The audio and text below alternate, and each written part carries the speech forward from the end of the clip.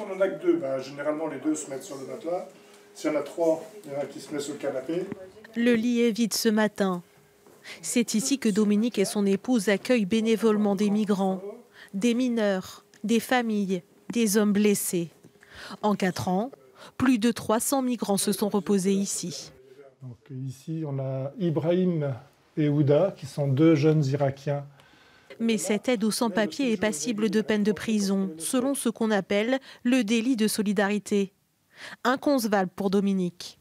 Pour moi, ça ne peut pas être un délit. Quand il y a un petit mineur de moins de 15 ans qui sonne à votre porte, parce que les flics l'ont mis dehors à 5 h du matin et qui sonne chez vous, qu'est-ce que vous faites? Vous le prenez ou vous le laissez dehors? Vous n'avez pas le choix. Hein. Pour 228, contre 139.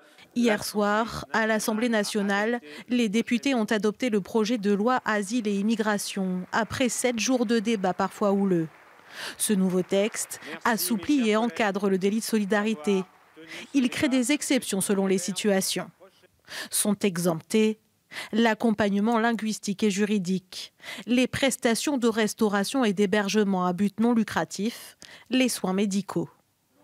Pour les associations calaisiennes d'aide aux migrants, cet assouplissement est une bonne chose, car elles aussi subissent des pressions. On a eu une convocation, comme je vous le disais, de bénévoles au commissariat pour une distribution de tentes. On a aussi des amendes assez régulières pour des choses qui sortent un peu d'on ne sait où. Donc oui, si ça s'assouplit, le projet de loi sur le délit de solidarité, c'est une très bonne chose pour les associations humanitaires.